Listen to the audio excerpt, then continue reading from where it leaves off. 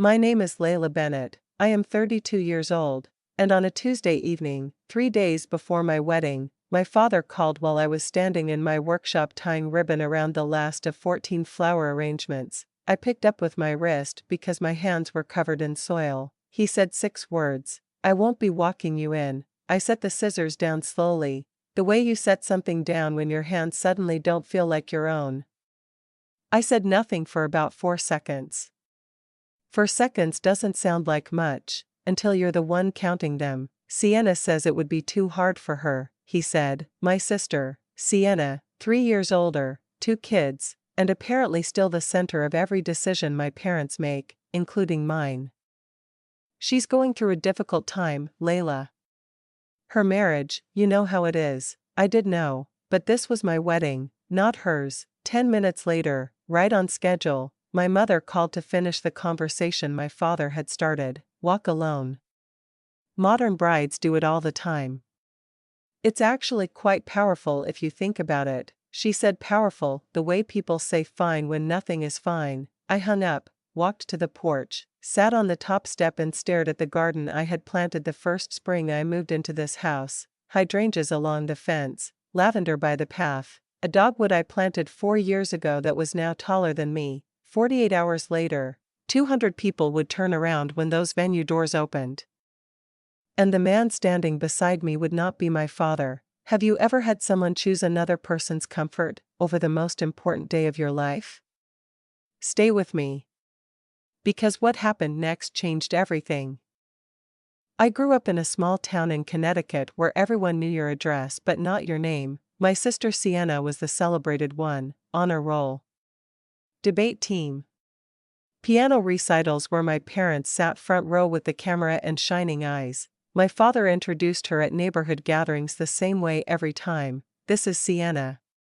She's going to be a lawyer." He said it like it had already been written somewhere official. I was the one who came home with soil on my knees. When I was 14, I built a small greenhouse in our backyard from salvaged wood, plastic sheeting, and a cabinet hinge I pulled off something my neighbor was throwing away. It wasn't beautiful, but by August, it was growing tomatoes the size of my fist.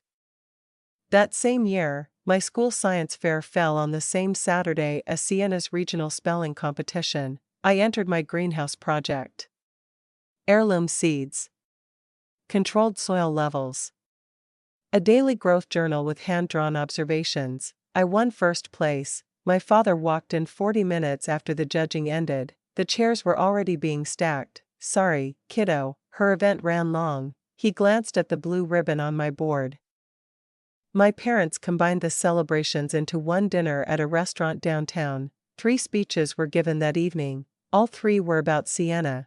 I ate my pasta and clapped in the right places. No one mentioned my diploma. I had graduated with a 3.7 GPA and an acceptance into a university horticulture program. An application fee I had paid myself from landscaping work I had been running since sophomore year. When I told my mother about the horticulture degree, she set her coffee mug down and looked at me like I had spoken in a foreign language. "That's not a real career, Layla." 5 words. She said them once to my face, and apparently many more times behind my back. My sister's MBA tuition was paid in full by my parents. Mine, I paid myself. Landscaping in the summers, greenhouse work during the school year, student loans for the rest. Nobody announced my balance at the dinner table.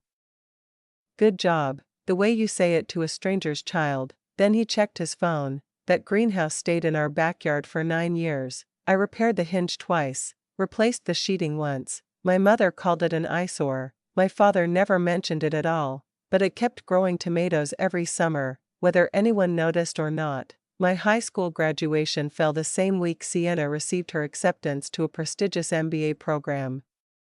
I met Daniel Reeves on an April morning 3 years ago. I was installing a rain garden for a county drainage project. He was the structural engineer on a bridge being built 60 yards upstream. We both arrived at 6:30 in the morning. We both drank black coffee from thermoses. He saw me hauling a root system out of my truck bed and walked over without being invited. "Need a hand?" "I've got it." "I know.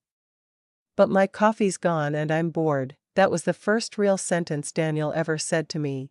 Our first date was a nursery walkthrough and tacos from a food truck in the parking lot. He had soil on his boots, I had soil on mine. It was the most natural evening of my life. He introduced me to his father 2 weeks later, Gerald Reeves, 63 years old. Retired carpenter. Hands like worn leather left out in the sun. He lived alone in the same house he had built with Daniel's mother, who had passed from cancer 8 years earlier. There was a workshop behind the house with sawdust on every surface and a radio permanently tuned to classic rock at a volume that suggested he believed every song deserved to be felt in the walls. Gerald called me kid by week 3. By month 2, he had built me a bookshelf for my workshop, white oak. Smooth joints. My initials carved on the inside of the left panel, LB, small enough to miss unless you knew exactly where to look. I run my fingers over those letters every morning when I open the shop. You've got soil under your nails, he said the first time he visited my greenhouse. Good. Means you built something today. Nobody in my family had ever said that to me. Daniel proposed in the botanical garden I had designed for the public library. October evening. Japanese maples turning that deep burgundy that makes people slow their cars. He got down on one knee beside the stone bench I had placed into the path 2 summers earlier. I said yes before he finished the question. That night I called my parents. My father picked up on the 4th ring. I told him, 3 seconds of silence. Congratulations. Not, I'm so happy for you. Not, tell me everything. Just the word you use when a coworker announces a promotion. My mother took the phone next. Is he from a good family? She didn't ask if I was happy. She didn't ask about the garden or the evening or the ring. She asked about his family the way someone asks about a credit score. I had asked my father to walk me down the aisle a year before the wedding. He said yes, quickly, almost reflexively, the way someone agrees to hold a door. Daniel said what he always says when I give my parents a chance they haven't quite earned. He put his hand on my knee and looked at me with those steady brown eyes. You know who they are, Lay, I know. But I want to give them one more chance. He nodded. He never tells me what to do with my family. He just makes sure I have somewhere soft to land afterward. The call came on a Tuesday evening, 3 days before the wedding. I was in the workshop trimming the last roses for the centerpieces, 14 arrangements. Each one hand-tied. The radio was playing something with a fiddle and I was humming along when the phone lit up on the workbench. Dad. I wiped my hands and picked up. Layla, I need to tell you something. His voice was the one he used when delivering bad news, steady.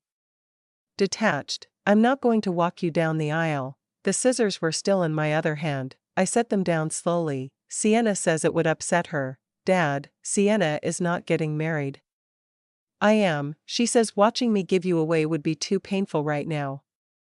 Her marriage is going through something difficult, so my wedding day is about her feelings. Silence. I could hear the television in the background, some game show.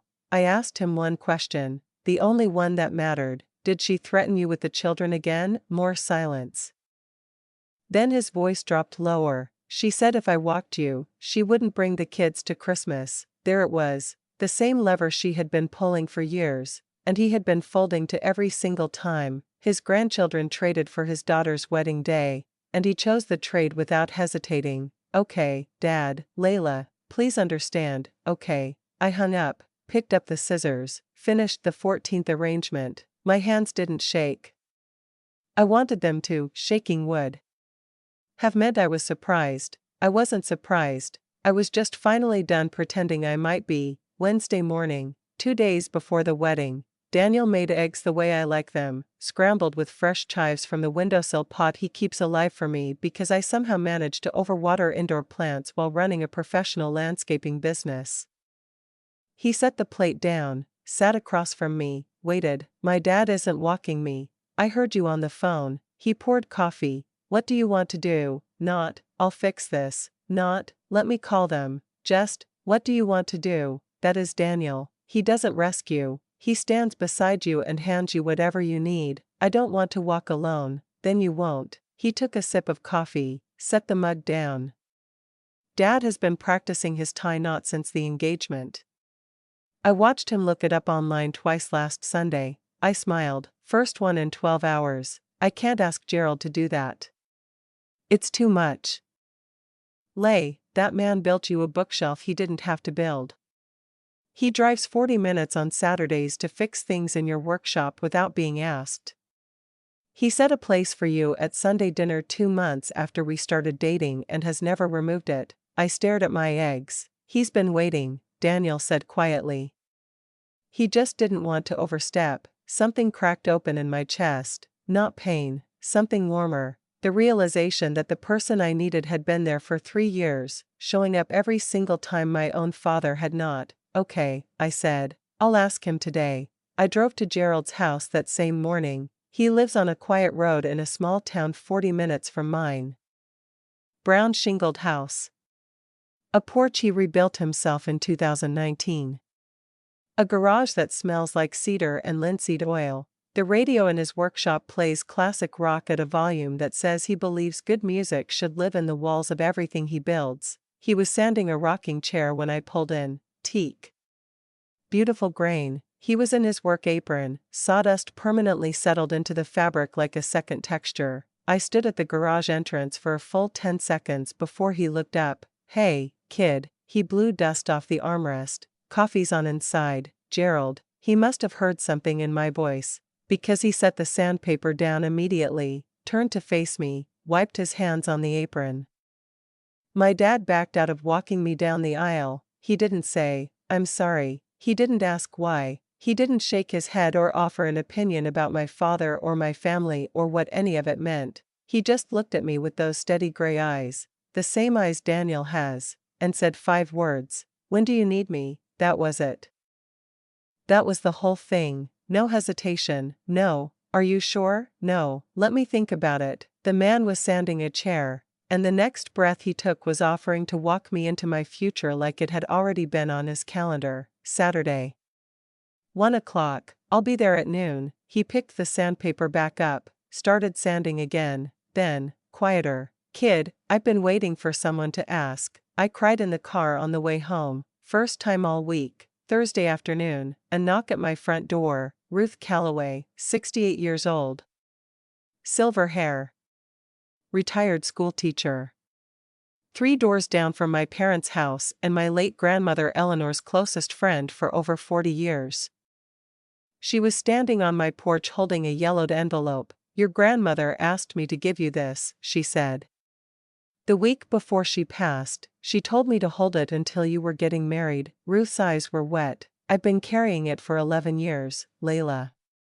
I was beginning to think it might outlast me. The envelope was soft at the edges, my grandmother's handwriting on the front, just my name, Layla. I opened it at the kitchen table. Ruth sat across from me and didn't speak. The letter was short. Eleanor had always been efficient with words. Layla, when you read this, you are about to walk into the most important room of your life. I wish I could be there. I wish I could tell your mother to sit down and let you shine. I wish I could tell your father to put down whatever is distracting him and actually see you. But I know how that family works, so let me say what they won't. You have always been the one who builds. From that little greenhouse to whatever you are growing now, you make things flourish in places where nothing was before. Don't wait for them to see it. The people who show up are your real family. I love you. Build something beautiful. I read it 3 times, folded it carefully, placed it in the small clutch bag I would carry on Saturday. Family is who shows up. I woke at 5:15. The house was still dark. Daniel had stayed at his father's the night before. I made coffee, sat on the porch. The garden was wrapped in that early morning fog that makes everything look like a watercolor someone left in the rain. The hydrangeas along the fence were beginning to fade. Late October always does that, but the lavender held. Lavender always holds longer than you expect. My phone had 2 messages. Gerald, ready when you are, kid. Checked the tie 4 times. It's straight, Daniel. See you at the end of the aisle. I'll be the one who can't stop smiling. I looked at my hands, calluses on the pads below my fingers from years of pruning shears, a thin scar on my left thumb from a greenhouse repair at 17. Soil still faintly visible under one nail from yesterday's work. These hands had built a greenhouse at 14. planted lavender and hydrangeas, signed a business license, arranged 14 centerpieces for a wedding my own parents couldn't attend with grace. I finished my coffee, drove to the venue. The venue was a converted barn on a hill outside of town, open sides. Cedar beams. String lights. I had done every single flower arrangement myself, wildflower bundles in copper vases, lavender. Queen Anne's lace. Late dahlias, sprigs of rosemary, because my grandmother always said rosemary was for remembrance. The altar was framed with climbing clematis I had trained on a wooden trellis Daniel built. It smelled like earth and October. Gerald arrived at 10:45. He stood in the doorway of the bridal suite in his new charcoal suit, white shirt, navy tie Daniel had picked out. His hands hung at his sides, still rough, still marked from decades of building things for people he loved. He saw me in my dress and stopped. For a man who spends his life measuring cuts to the 16th of an inch, Gerald is remarkably imprecise with his emotions. His eyes filled immediately, his jaw tightened, he blinked twice, hard, then said, "Oh, kid, don't cry, Gerald, I just got my mascara on, I'm not crying." Sawdust gets everywhere. My best friend burst out laughing from across the room. Ruth smiled from her chair in the corner. Gerald reached into his jacket pocket and pulled out a small wooden box, walnut. Hand finished. Inside, a small boutonniere made from dried oak leaves and baby's breath wrapped in twine. Made it this morning. Figured flowers from a store wouldn't feel right for you. I pinned it to his lapel. The oak leaves were from his workshop, same white oak as the bookshelf, same wood that had been quietly part of my daily life for 3 years. "You look beautiful," he said. Then he corrected himself. "No. You look strong." Nobody had ever said that to me on a day when I was supposed to look beautiful, and it was exactly the right word. At noon, I looked through the side curtain at the gathered crowd. Daniel's side was full. Friends. Family. Colleagues. My side was smaller, but not empty. Ruth in the front row. My college friends, 7 women from the Saturday morning gardening workshop I run for local mothers, 3 landscaping clients who had become genuine friends over the years, and then, I saw the back row, far right, 3 figures, my father in a dark suit, looking at his shoes, my mother sitting rigid with her bag on her lap like a shield, and Sienna, in a dress slightly too formal for a barn wedding. Scanning the room with the expression of someone cataloging exits. They came, my stomach dropped, not because I was afraid, because for one brief, foolish second, some old part of me thought, maybe they're here to make it right. Then I watched my mother lean over and whisper something to my father, and he nodded without looking up, and I knew, they weren't here for me, they were here so they could say they were, attendance as alibi. I let the curtain fall, turned back to the room, opened my clutch bag, took out Eleanor's letter, read the last line. "The people who show up are your real family," folded it, put it back, closed the clasp. Gerald stepped beside me. Offered his arm, his sleeve was pressed, but his hand was the same, rough. Warm. Steady, built from 40 years of showing up for people he loved. I placed my hand on his forearm. "You good?" he asked. "I'm good." "Then let's go show them what showing up looks like." The barn door swung open. October sunlight flooded in, low and golden, catching the dust in the air like someone had scattered light by hand. 200 heads turned. Friends. Family. Colleagues. My side was smaller, but not empty. Ruth in the front row. My college friends, 7 women from the Saturday morning gardening workshop I run for local mothers, 3 landscaping clients who had become genuine friends over the years, and then, I saw the back row. Far right, 3 figures, my father in a dark suit, looking at his shoes, my mother sitting rigid with her bag on her lap like a shield, and Sienna, in a dress slightly too formal for a barn wedding. Scanning the room with the expression of someone cataloging exits. They came, my stomach dropped, not because I was afraid, because for one brief, foolish second, some old part of me thought, maybe they're here to make it right. Then I watched my mother lean over and whisper something to my father, and he nodded without looking up, and I knew, they weren't here for me, they were here so they could say they were, attendance as alibi. I let the curtain fall, turned back to the room, opened my clutch bag, took out Eleanor's letter, read the last line. The people who show up are your real family, folded it, put it back, closed the clasp. Gerald stepped beside me. Offered his arm, his sleeve was pressed, but his hand was the same, rough. Warm. Steady, built from 40 years of showing up for people he loved. I placed my hand on his forearm. You good? He asked. I'm good, then let's go show them what showing up looks like. The barn door swung open, October sunlight flooded in, low and golden, catching the dust in the air like someone had scattered light by hand. 200 heads turned, and there we were, Gerald Reeves and Layla Bennett, a carpenter and a gardener, neither one related by blood, both of us, exactly where we were supposed to be. I felt his hand cover mine on his arm, steady. Warm, the texture of decades pressed against my skin. He took the first step, I matched it. We walked. I did not look at the back row. I didn't need to. I looked straight ahead, where Daniel stood at the end of the aisle with wet eyes and a smile that said everything his vows would say later. This was my wedding day, and I was not walking alone. The reception was everything the ceremony had promised: string lights, music, laughter that meant something. Gerald stood for the toast at 3 o'clock. I'm going to keep this short, because Daniel told me if I go over 2 minutes, he'll play me off with a trombone. I don't own a trombone, so I believe him. Laughter. 3 years ago, Layla walked into my house for the first time. I had a fern on the windowsill that had been dying for a year. I had given up on it. She walked in, looked at it, repotted it, moved it to a different window, and told me I was overwatering, all in 10 minutes without being asked. He looked at me. I knew then, any woman who saves a dying plant without being asked is also the kind of woman who will save a tired old man from eating alone every Sunday. The room broke open. My father found me at the dessert table later that afternoon. That man. He did a good job up there. His name is Gerald. Gerald. Yes, silence. He looked at the table. At the cake.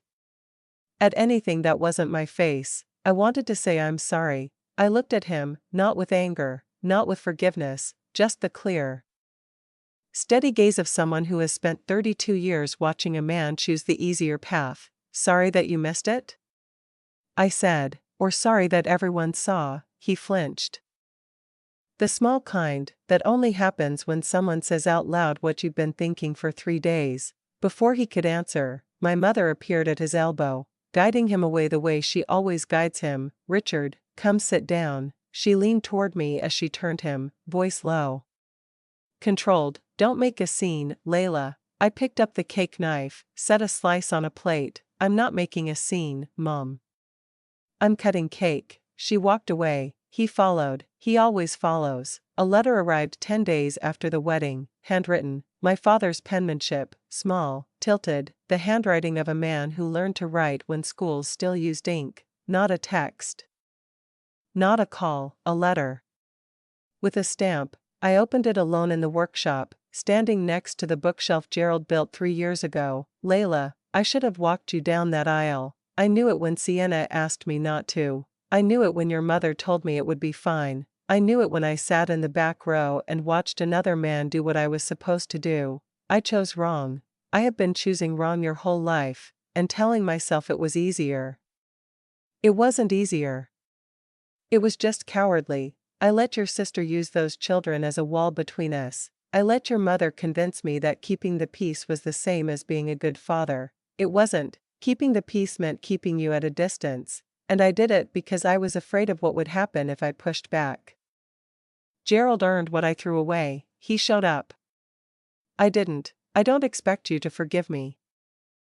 I don't think I would forgive me either, but I want you to know, the photo of you holding that tomato is still on my wall. And I wish I had told you then what I should have said 1,000 times since. I am proud of you, Layla. I always was. I was just too weak to say it out loud. Dad, I read it twice, folded it carefully, placed it in the desk drawer, right beside Eleanor's letter. 2 letters, 2 very different weights.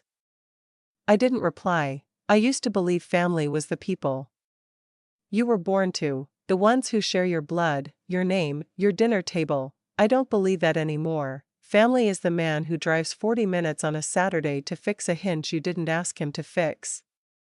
Family is a letter in a yellowed envelope from a woman who has been gone for 11 years. Family is who shows up, not who was supposed to, not who had every reason to, not who shares your last name, who actually shows up. Gerald walked me down that aisle because he had been walking toward me for 3 years, in every bookshelf, every Sunday dinner, every Saturday morning visit, without ever being asked. He didn't step in at the last minute, he had been there the whole time. I just finally let myself see it. If this story reminded you that family is a choice, not an obligation, share it with someone who needs to hear it today. And if someone in your life has been quietly showing up for you, the way Gerald showed up for me, tell them. Don't wait for a wedding, don't wait for a letter, just tell them, thank you for being here, see you in the next one.